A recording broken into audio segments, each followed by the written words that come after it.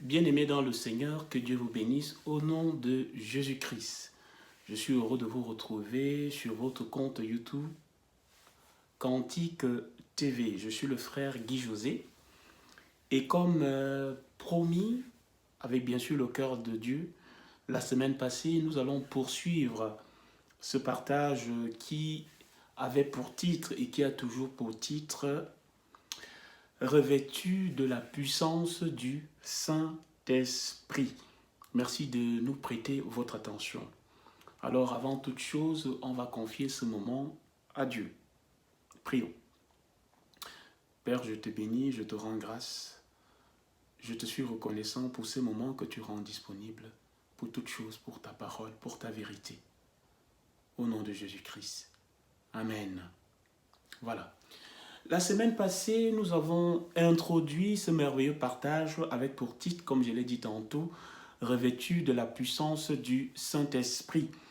Et Dieu permet en ce jour qu'on puisse continuer à découvrir ce qu'il y a de merveilleux dans la parole de Dieu. Voilà. Donc, la suite, on va donner un titre à cette suite. Donc, la perte du manteau et la récupération. Ou alors, la perte du manteau et sa récupération. Sans plus tarder, on va dans le livre de la Genèse. Je suis dans le livre de la Genèse, chapitre 1, à partir du verset 26. Voilà, j'y suis. Et ma version aujourd'hui est la version 8 secondes 21. Parce qu'il y a plusieurs versions. Donc, si vous avez une autre version, peut-être la grammaire ou alors l'orthographe sera peut-être différent, mais la compréhension reste la même, avec des petites différences, pas grand-chose. Hein. Donc, je suis donc dans Genèse, chapitre 1, verset 26, à partir du verset 26. Nous avons dit que le titre de ce partage est la suite de revêtu de la puissance du Saint-Esprit, la perte du manteau et sa récupération. Donc, avant de commencer notre lecture, on va dire que pour mieux comprendre les Écritures dans la parole de Dieu, il faut deux points ou deux règles, il faut se baser sur deux règles. Il faut savoir que la parole de Dieu s'interprète elle-même. On n'a pas besoin d'aller chercher très loin. Dieu, dans sa parole, il s'interprète lui-même. Donc, en lisant dans le verset, vous pouvez lire dans le verset et Dieu explique clairement la chose dans le verset. Ou alors, vous pouvez également aller dans le contexte, voilà, ou finalement dans l'usage antérieur, dans le verset, dans le contexte ou dans l'usage antérieur. Et puisque ici, on est en train de parler d'un point très essentiel, très important dans la parole de Dieu, on a expliqué ce qu'était le manteau. Et vous pouvez aller suivre cette vidéo qui est en ligne sur notre compte pour avoir quelques explications sur ce titre. D'où la suite, la récupération du manteau. Donc, on a expliqué déjà ce qu'était le manteau. Et ici, on explique comment ce manteau a été perdu. Et pour comprendre parfois la parole de Dieu, il est important de retourner dans l'usage antérieur, ce que je viens de dire tantôt. Donc, on va aller dans l'usage antérieur. Et quoi de plus antérieur que le livre de la Genèse, le livre de tous les commencements, le livre où Dieu crée, où Dieu met en place un système pour l'homme et pour nous tous aujourd'hui. Amen.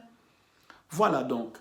Nous allons dans le livre de la Genèse pour lire à partir du verset 26. Il est écrit. Puis Dieu dit, faisons l'homme à notre image, à notre ressemblance, qu'il domine sur les poissons de la mer, sur les oiseaux du ciel, sur le bétail, sur toute la terre et sur tous les reptiles qui rampent sur la terre. Dieu créa l'homme à son image. Il le créa, verset 27. Dieu créa l'homme à son image. Il le créa à l'image de Dieu. Il créa l'homme et la femme. Amen. Voilà. À ce moment du verset, à cet endroit exactement, nous avons la création de l'homme et une autorité qui lui est donnée. Une autorité qui lui est donnée. Un manteau, une puissance qui lui est donnée. Relisons ça, mot à mot. Faisons l'homme à notre image. Arrêtons-nous là. Il faut savoir que Dieu n'est pas un homme. Dieu n'est pas un homme. Jésus dit dans le livre de Jean, chapitre 4, au verset 24, il dit « Dieu est esprit et il faut que ceux qui le louent en esprit et en vérité. » Donc, quand Dieu dit ici « Faisons l'homme en notre image », mesdames et messieurs, il ne s'agit pas d'une image physique, mais d'une image spirituelle. Amen. À notre ressemblance. Quelle est la ressemblance de Dieu? On l'a dit aussi dans l'explication de l'introduction la semaine passée, les qualités de Dieu, il est saint et esprit. Dieu est puissant, saint et esprit. Amen. Donc, selon la ressemblance de Dieu, tu veux ressembler à Dieu, sois saint, sanctifie-toi. Amen. Selon notre ressemblance, amen, qu'il fasse quoi? Qu'il domine sur les poissons de la mer, sur les oiseaux du ciel, sur le bétail, sur toute la terre et sur tous les reptiles qui rampent sur la terre. Mesdames et messieurs, frères et sœurs, Dieu a créé l'homme à son image selon sa ressemblance avec son autorité, avec sa grandeur, sa puissance, afin que celui-ci fasse quoi? Qu'il domine. Dieu, le mot est là, le mot est écrit sur ma version, il est écrit qu'il domine. Et Dieu énumère ce sur quoi l'homme devait dominer. Le bétail, les oiseaux, les poissons, sur toute la terre. À partir du moment où nous les établissons que l'homme, créé par Dieu, selon son image, selon sa ressemblance, avait l'autorité et la domination sur toute la terre, nous expliquons cela par ce que j'ai intitulé la semaine passée, le manteau, revêtu de la puissance du Saint-Esprit. L'homme était revêtu de la puissance du Saint-Esprit, de l'autorité de Dieu, qui lui donnait la capacité de dominer sur toutes choses sur la terre. Amen. C'était ça, la capacité de l'homme. On peut poursuivre au verset 27, il dit « Dieu créa l'homme encore à son image ». Dieu le répète. Il le créa à l'image de Dieu. Avec son autorité, avec sa puissance. Dieu avait remis à l'homme sa grandeur, sa puissance, afin que celui-ci domine, vive avec autorité sur la terre. Amen. C'est écrit. Il le créa à l'image de Dieu, il créa l'homme et la femme. Voilà, à l'origine, nous avions cette autorité. Mais, d'où vient-il que l'homme, aujourd'hui, quand il voit un serpent, un lion, un tigre, il prend ses jambes à son cou? C'est parce que ce manteau-là, cette autorité, cette image, cette ressemblance divine, pas physique, mais divine, qu'on avait vis-à-vis de Dieu, va comment? Va disparaître. Et nous allons voir rapidement comment l'homme va perdre cette couverture, ce manteau. Amen. Chapitre 3, Genèse chapitre 3. Et les étudiants avertis savent que le chapitre 3 de Genèse nous parle bien sûr de la perte de l'autorité, de la perte de la couverture, la perte du manteau de Dieu. Alors, il est écrit, on ne va pas lire tout le chapitre parce que ça va nous prendre du temps. Il est écrit plus précisément au verset 4.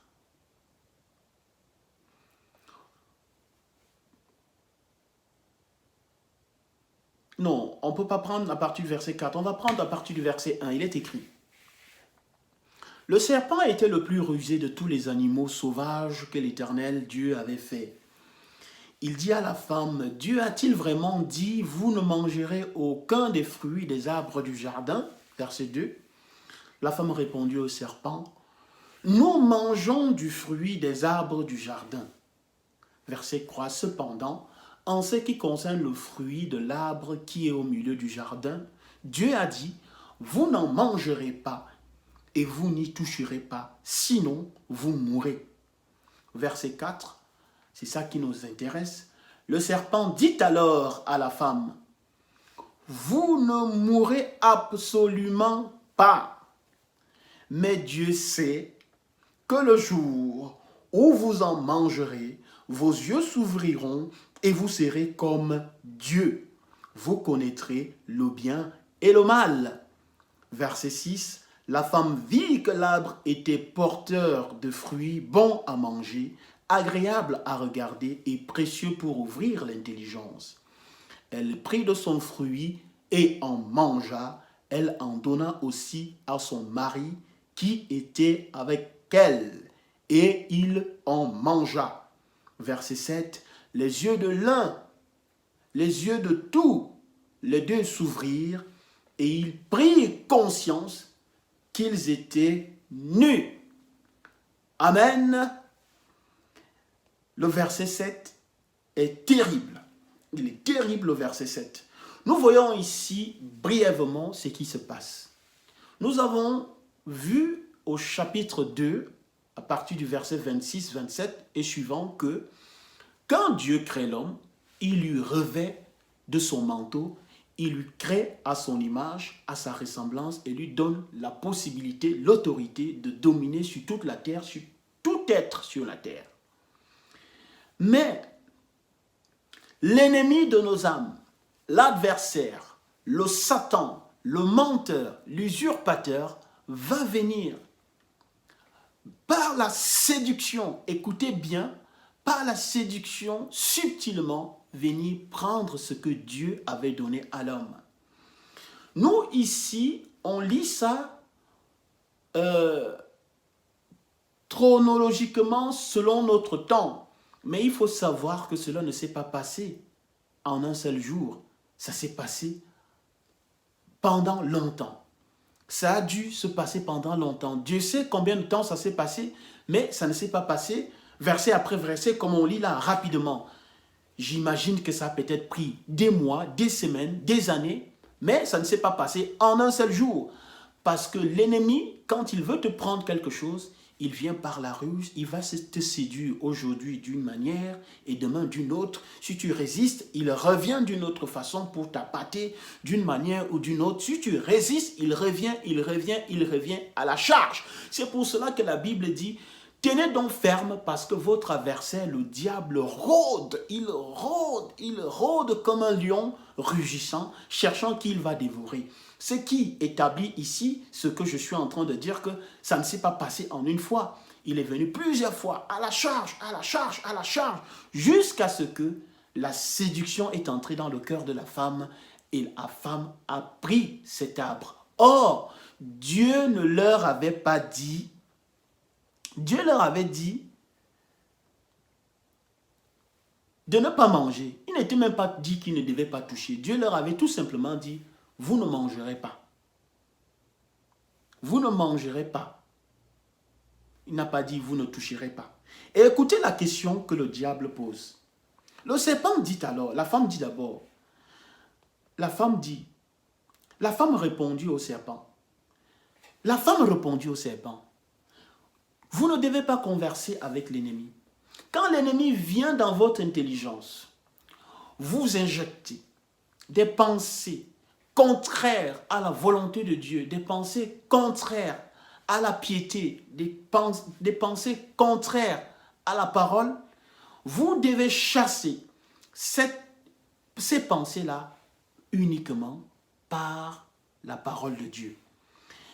La femme répond, nous mangeons du fruit des arbres du jardin. Cependant, en ce qui concerne le fruit de l'arbre qui est au milieu du jardin, Dieu a dit, vous ne mangerez pas. Oui, ça Dieu a dit, mais elle ajoute, vous n'y toucherez pas. Sinon, vous mourrez.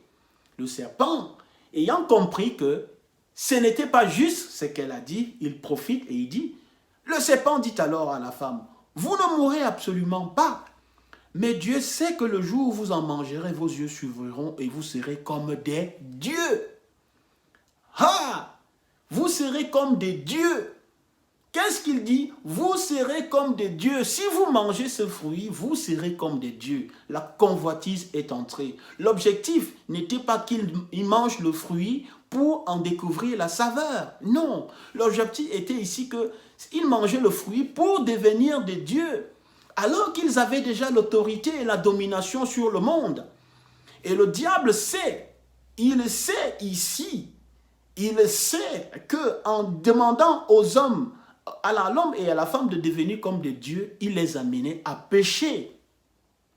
Parce que si vous allez dans les 10 commandements, il y a un commandement, je ne sais pas ordre chronologique, le commandement qui dit tu aimeras l'Éternel ton Dieu de tout ton cœur, de toute ton âme et rien que lui seul. Tu ne tenteras point l'Éternel ton Dieu. Donc, si tu veux déjà être comme Dieu, ça veut dire que tu veux défier Dieu. Et le diable savait que, en proposant ça, ça créerait la convoitise dans le cœur de la femme et de l'homme et cela les ramènerait comment? À pécher. Vous ne mourrez pas. De quelle mort il parle ici? Il ne s'agissait pas de la mort physique. Il s'agissait de la mort spirituelle, autrement dit de la perte du manteau. Vous ne mourrez pas, leur dit. Vous connaîtrez le bien et le mal, vous serez comme des dieux. La convoitise est entrée. La suite, vous pouvez aller le lire. Et là, il va se passer quelque chose. Parce qu'elle va prendre le fruit, va donner à son mari, va manger. Mais ils ne vont pas mourir. Ils ne vont pas mourir. Ils vont mourir comment? Spirituellement. Physiquement, ils vont rester en vie, mais spirituellement, ils vont perdre le manteau. Ils vont perdre l'autorité que Dieu leur avait donnée. Et le verset 7, comme je le disais tantôt, est terrible. Et il corrobore ce que je dis depuis de ce manteau. Il dit, leurs yeux à tous les deux s'ouvrirent et ils prirent conscience qu'ils étaient nus. Amen, amen, amen. Gloire à notre Seigneur Dieu de nous faire comprendre ces choses. Ils étaient nus, à savoir qu'ils avaient perdu l'autorité que Dieu leur avait donnée. Ils avaient perdu la domination sur la terre que Dieu leur avait donnée. Ils avaient perdu le discernement que Dieu leur avait donné. Ils avaient perdu la suprématie sur la création de Dieu que Dieu leur avait donnée. Au profit de qui? Au profit de l'ennemi de nos âmes, au profit de Satan qui s'était déguisé en serpent pour les séduire.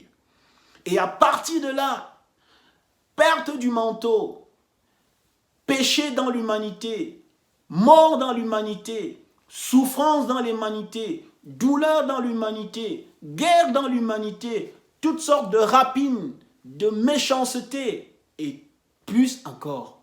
La liste est tellement longue. À partir de cet instant, tout a été comment? Bouleversé. La création a été corrompue. Amen. Perte du manteau. Mais Dieu est amour. Dieu est amour pourquoi? À peine l'homme perdait le manteau, quelques versets plus tard, au verset 15 du même chapitre 3, allons-y, vous pouvez le lire à la maison. L'Éternel Dieu dit, commençons au verset 14, il commence. L'Éternel Dieu dit au serpent, puisque tu as fait cela, tu seras maudit parmi tous les bétails et tous les animaux sauvages, physiquement et spirituellement. Il y a des gens qui prennent les serpents, les mettent chez eux. Le serpent a été maudit. Amen. Ce n'est pas une bête qu'on met dans sa maison. Tu marcheras sur ton ventre et tu mangeras de la poussière tous les jours de ta vie. Verset 15. Je mettrai l'hostilité, dans la version Luc 2 1910, il est écrit, je mettrai inimitié, ici il est écrit, je mettrai l'hostilité entre toi et la femme, entre ta descendance et sa descendance. Celle-ci t'écrasera la tête et tu lui blesseras le talon. À partir de là, Dieu fait une promesse et dit, certes, l'homme a chuté ici, mais la femme mettra au monde un enfant qui sera inimitié avec la descendance du serpent, c'est-à-dire il n'y aura pas l'ADN souillé d'Adam et Ève, et que celui-ci écrasera la tête du serpent. Quel Dieu merveilleux nous avons! À partir de là, Dieu met au point le plan de rachat pour redonner à l'homme le manteau qu'il avait perdu. Amen. Amen. Quel merveilleux Dieu nous avons. Et des générations, pendant des siècles, Dieu va choisir des hommes à qui, pas totalement, il donnera par mesure son esprit pour pouvoir guider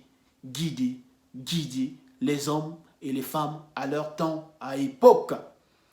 On parlera de Moïse, non, on va commencer, on parlera de Noé, on parlera d'Abraham, on parlera d'Isaac, de Jacob, de Moïse, de Samuel, de David, de Salomon et de tous les rois qui ont succédé jusqu'à la venue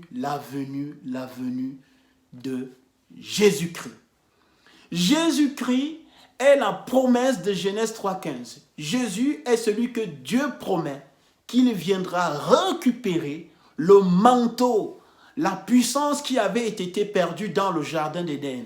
Jésus est la promesse de Genèse 3,15 qui vient redonner à l'homme l'image de Dieu en lui, qui vient redonner à l'homme la ressemblance qu'il avait perdue depuis le jardin d'Éden. Amen. Amen. Loué soit notre merveilleux Dieu. Et c'est là que nous allons directement dans les évangiles. Les évangiles, évangile de Luc, au chapitre 4, pour voir la récupération du manteau.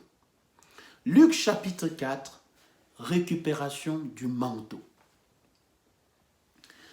Mesdames et messieurs, frères et sœurs, la semaine passée, j'ai lu ce passage pendant longtemps, jusqu'à ce que Dieu me permette dans son amour que je le comprenne. Et c'est ce dont je suis en train de partager avec vous en peu de mots. Parce que Dieu utilise nos cordes vocales. Dieu nous utilise pour vous apporter ces choses, non pas par orgueil, mais par humilité, pour permettre à tout le corps de Christ de comprendre certaines choses qu'il nous permet de voir. Amen. Amen. Donc, Luc chapitre 4. Ici, je vous place dans le contexte. Jésus vient de recevoir le baptême. dans le jardin. Et pendant ce baptême, il va avoir une manifestation spirituelle. La Bible dit que sous la forme d'une colombe, le Saint-Esprit va descendre sur Jésus. Et une voix va s'entendre dans le ciel, et cette voix dit, « Celui-ci est mon Fils bien-aimé, en qui j'ai mis toute mon affection. » Amen. En qui j'ai mis toute mon affection. Et après avoir reçu ce baptême, Jésus, poussé par le Saint-Esprit, poussé par l'Esprit, va être conduit dans le désert. Et c'est là où je vous amène. Nous sommes à ce point-là. Luc chapitre 4, verset 1, il est écrit. Je lis pour vous, vous aussi à la maison. Si vous avez vos Bibles, vous pouvez lire. Il est écrit. Jésus, rempli du Saint-Esprit, revint du Jourdain. Il fut conduit par l'Esprit dans le désert, où il fut tenté pendant 40 jours. Il ne mangea rien durant ce jour-là. Quand cette période fut passée, il eut faim. Le diable lui dit, « Si tu es le Fils de Dieu, ordonne à cette pierre de devenir du pain. » Jésus lui répondit, il est écrit, « L'homme ne vivra pas de pain seulement, mais de toute parole de Dieu. » Le diable l'amena plus haut, sur une haute montagne, et lui montra en un instant tous les royaumes de la terre. Puis il lui dit, « Je te donnerai toute cette puissance et la gloire de ces royaumes, car elle m'a été donnée et je la donne à qui je veux. » Il est terrible, le verset 6. Arrêtons-nous là, vous pouvez lire tout le chapitre à la maison. Mesdames et messieurs, frères et sœurs en Christ, des générations, des siècles et des siècles après la perte du manteau dans la Genèse, dans le jardin d'Éden, Jésus, qui est le deuxième Adam, la Bible dit que Jésus est le deuxième Adam. Amen. Ce n'est pas Guy José qui le dit, c'est la parole de Dieu qui le dit. Revient récupérer le manteau. Écoutez ce qui va se passer. Luc chapitre 4 est la photo calque même de Genèse chapitre 3. De la même manière que le diable séduisit Adam et Ève pour récupérer l'autorité et le manteau que Dieu leur avait donné, c'est de la même manière que le diable viendra ici pour subtiliser l'autorité qui est en Jésus-Christ, sachant bien évidemment qu'il est le deuxième Adam. Amen. Regardez ce qui se passe. 40 jours et 40 nuits, notre Seigneur ne mange pas. Il jeûne, il ne boit rien, il ne mange rien, vient au moment où il a faim. Et là, le diable l'attaque à ce niveau. Il lui propose à manger. Il lui dit, si tu es le Fils de Dieu, ordonne à cette pierre de devenir du pain. Je vous invite ici à relire ce verset avec moi et vous allez voir qu'il y a un mot dans ce verset qui n'a pas sa place. Si tu es le Fils de Dieu, on peut encore accepter. Ordonne à cette pierre de devenir du pain. Je vous donne quelques secondes. Le mot ici est lequel? Ordonne. Ordonne. La question est là. Si tu es le Fils de Dieu, ordonne à cette pierre de devenir du pain. Frères et sœurs, est-ce que vous comprenez? Le diable n'a pas changé. Le système est le même. Quand vous êtes dans une communauté et que vous êtes le seul qui fait la parole, généralement, cette phrase revient régulièrement. N'est-ce pas, tu dis que tu es fils de Dieu? Prie alors pour que ça change. N'est-ce pas, tu dis que tu pries? Pourquoi tu es dans la misère comme ça? N'est-ce pas, tu dis que tu pries? Pourquoi ta vie ne change pas alors? Cet homme ne parle pas de lui. C'est le diable qui s'exprime à travers lui. Amen. Ne répondez pas. Si quelqu'un vous dit, n'est-ce pas, tu dis que tu es fils de Dieu, pourquoi telle ou telle chose? Ne répond pas. Parce que ce n'est pas de lui-même il parle, c'est l'ennemi qui s'exprime au travers lui. Amen. Et il y a un mot ici que je vais vous faire remarquer. Ordonne. Ordonne. Ordonner, c'est quoi? C'est donner des ordres. Est-ce qu'un fils de Dieu ordonne? Le fils de Dieu s'en remet à son Père. Le fils de Dieu reçoit par grâce. Dans tout ce que Jésus-Christ a fait, il a multiplié les pains, il a imposé les mains aux malades, il a opéré les dons de guérison, de miracles et autres en ressuscitant les morts. Il le faisait en rendant grâce au Père. Allez lire, avant de ressusciter Lazare, nous avons déjà fait un partage là-dessus, vous pouvez aller le lire dans les larmes de Jésus-Christ, où Jésus, avant de dire, de prononcer, d'opérer le don de guérison en ressuscitant Lazare, il va remercier Dieu et dit, j'ai parlé à cause de la foule parce que je sais que tu m'exauces toujours. Et quand Jésus multiplie le pain, il dit, il prit les pains, rendit grâce et leur donna. C'était toujours en accord. Et même quand il est dans le jardin des Oliviers ou de Gethsémane, l'un des deux, il ne faut pas que je me trompe et que je dise une bêtise, il s'en remet toujours au Père. Il dit, non pas comme je veux, mais selon ta volonté. Donc vous voyez qu'il y a un piège sur ce verset. Ordonne. Ordonne. Un fils de Dieu n'ordonne pas. Un fils de Dieu s'en remet au Père. Un fils de Dieu, quand il attend quelque chose, il dit, si j'ai trouvé grâce à tes yeux, Père, je te rends grâce de ce que telle situation, ou telle chose, ou tel point, ou tel cas, ou tel, non pas par moi, mais au nom de Jésus-Christ. Amen. Poursuivons. Donc, le piège ici est sur ordonne. Ordonne. Ordonne. Vous n'ordonnez pas. Vous n'ordonnez pas. Même quand vous déclarez avec foi ce que Dieu dit que vous êtes, vous n'ordonnez pas. Amen. Vous vous mettez à la position du Fils de Dieu par Jésus-Christ pour demander à Dieu de vous exaucer.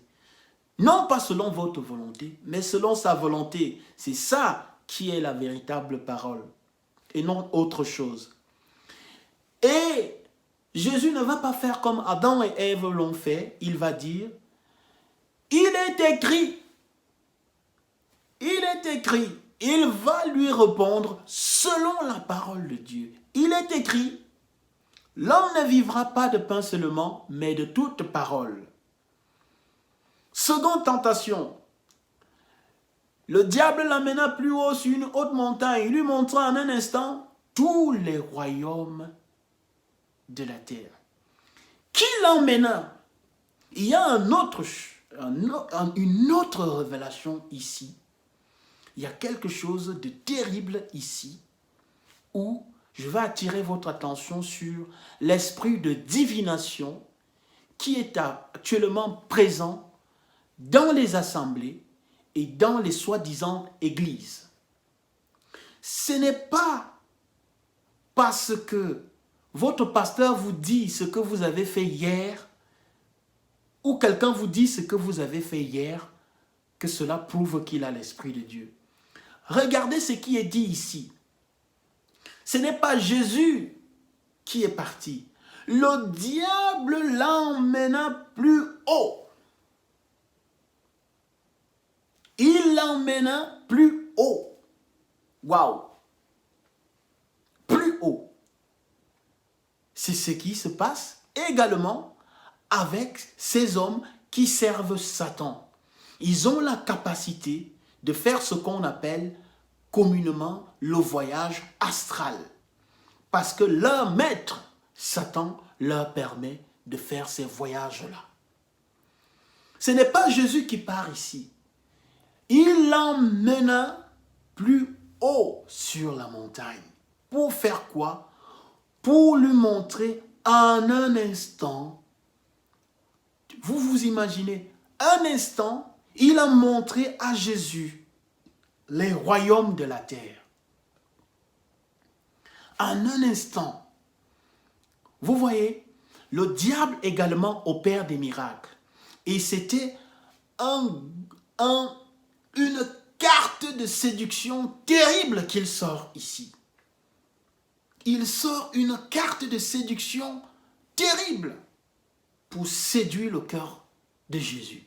En un instant, il l'emmène d'abord très haut. Amen.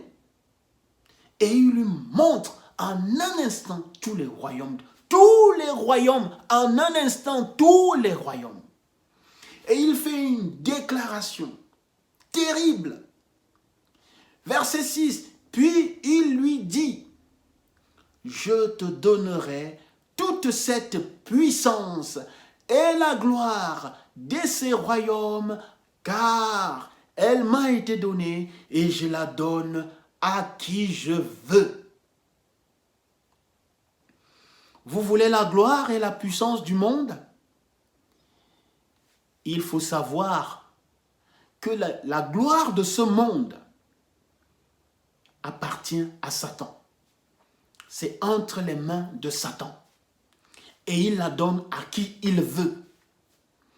Ce n'est pas Guy José qui le dit, c'est la Bible qui le dit et il le déclare ici. Tu veux être une star. Tu veux avoir ton étoile à Hollywood. Tu veux remplir les stades.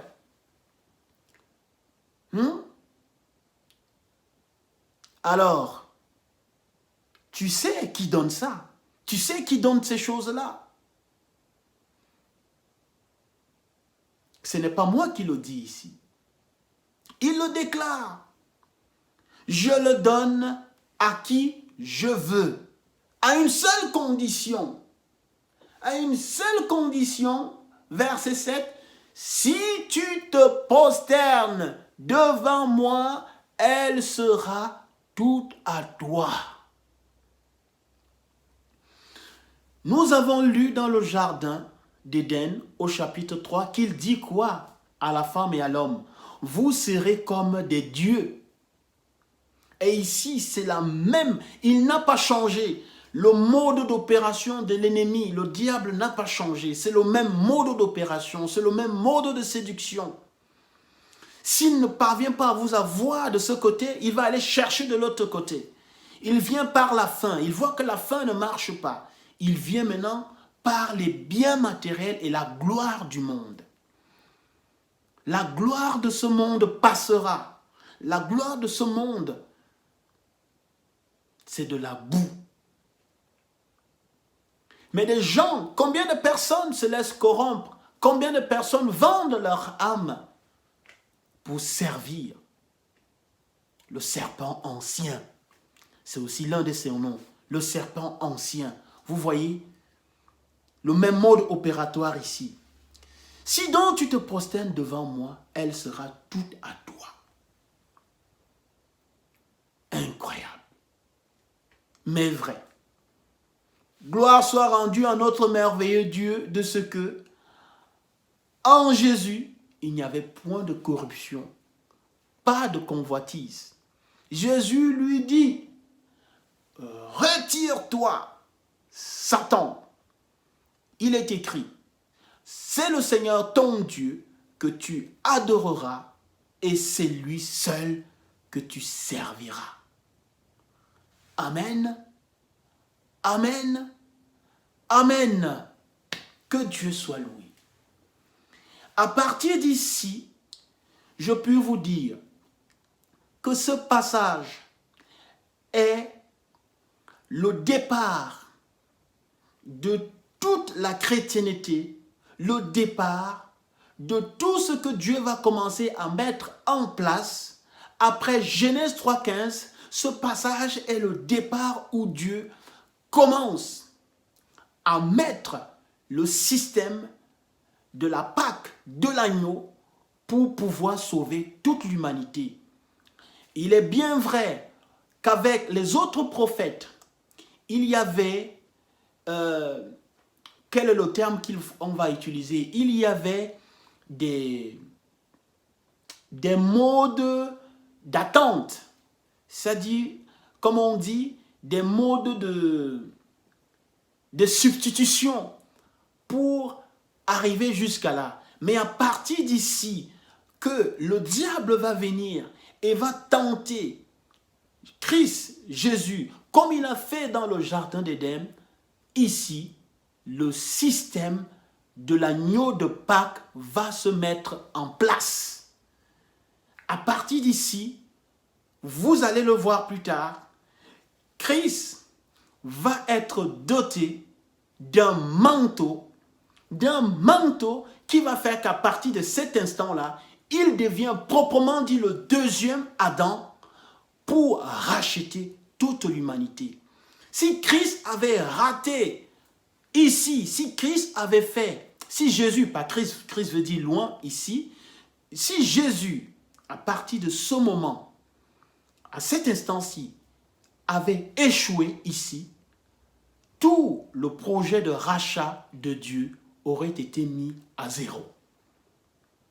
Est-ce que vous comprenez ce que Dieu est en train de nous montrer ici? C'est merveilleux. C'est merveilleux. Et je crois Dieu de tout mon cœur que vous comprenez avec moi de quoi est-ce qu'il s'agit. Waouh! Il lui dit, tu adoreras. Il est écrit, c'est le Seigneur ton Dieu que tu adoreras et c'est lui seul que tu serviras. Frères et sœurs, tu sers qui? Qui est-ce que tu sers? Est-ce que tu sers Dieu? Qui est-ce que tu sers? Quelle merveilleuse révélation!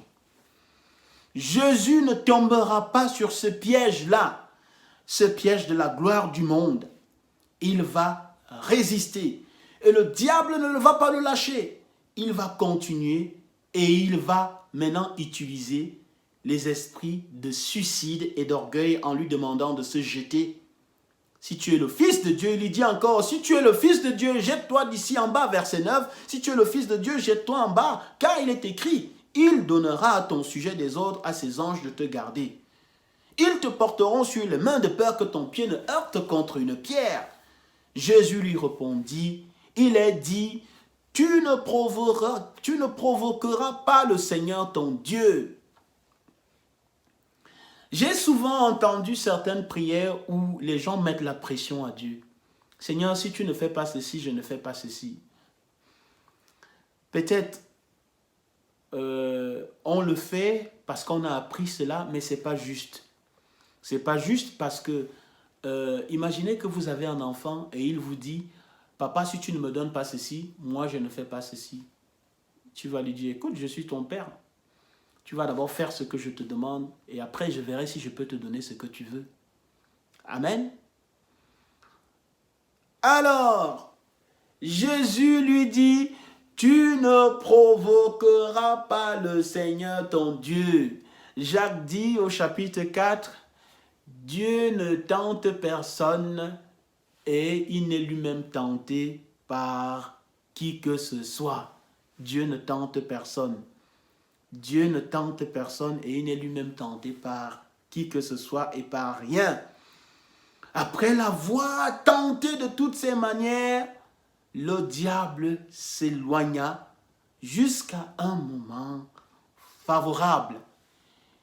Il reviendra, mais à partir d'ici, je puis vous dire, à partir de cet instant, ce passage, cette récupération de flambeau, cette récupération de flambeau du deuxième Adam marque le départ du plan de rachat de Jésus en tant qu'agneau de Dieu. Amen, amen, amen. Nous poursuivons. Je vous amène maintenant à un verset qui m'a abondamment béni. Toujours dans le même chapitre, vous allez voir que après avoir été tenté de toute cette manière, après avoir été séduit, provoqué, Jésus va résister. Et il résiste par quoi? Par la parole de Dieu. Il est important de lire abondamment la parole de Dieu pour résister aux attaques de notre ennemi. Aux attaques qui peuvent venir dans le domaine psychique, dans le domaine intellect, dans le domaine physique, spirituel et de plusieurs manières encore. Si nous n'avons pas la parole de Dieu dans notre intelligence, comment pouvons-nous résister à l'ennemi? Remarquez qu'ici, le diable cite les versets de l'Écriture, parce que quand il dit « jette-toi », il cite le psaume qui dit qu'il ordonnera à tes anges de te porter.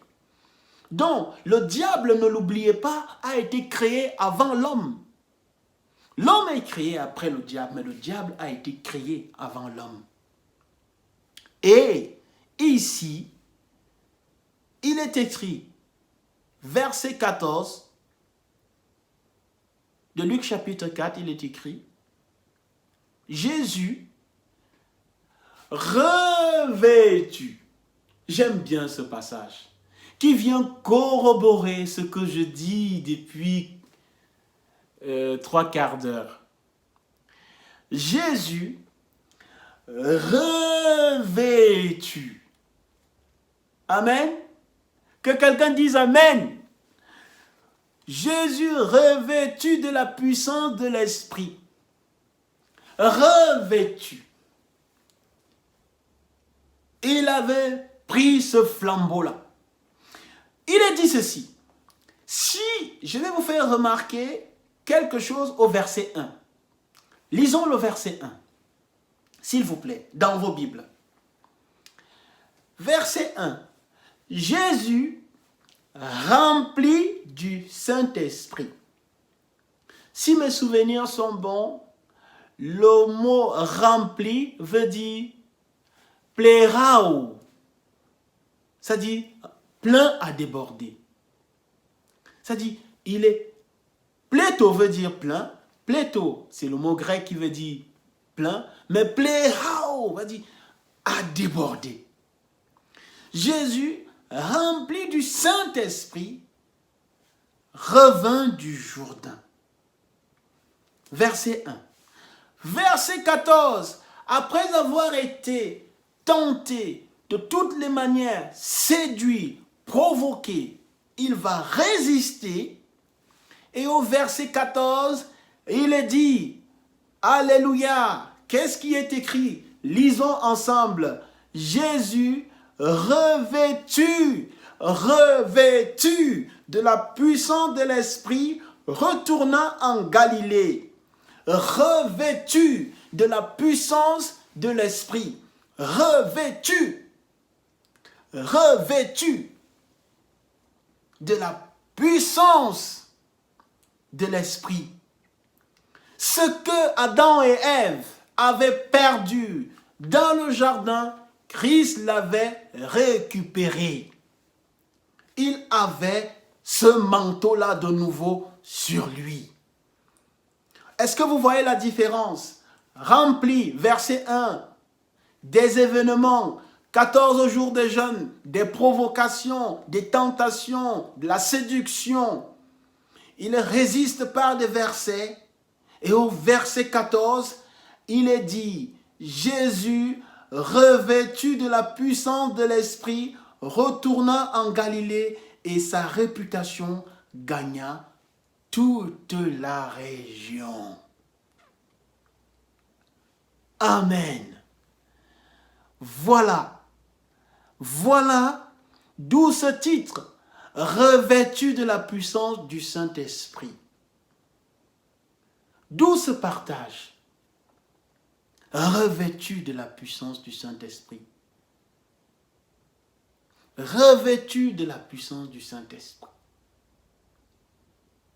Est-ce que vous comprenez maintenant où nous sommes en train d'aller dans cette deuxième partie qui tire à sa fin?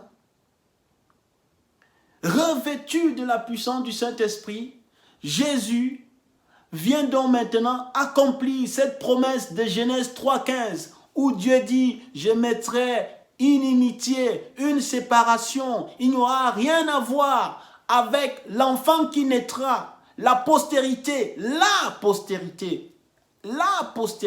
la femme. L'enfant qui naîtra de la femme, il n'y aura rien à voir entre lui et toi.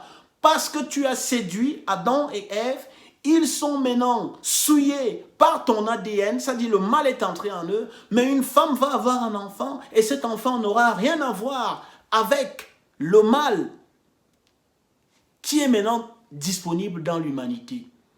Et c'est cet enfant-là qui viendra sauver l'humanité. Et Jésus ici, après avoir résisté à la séduction où Adam et Ève ont échoué, il va revêtir le manteau. Amen. Nous allons nous arrêter dans cette deuxième partie.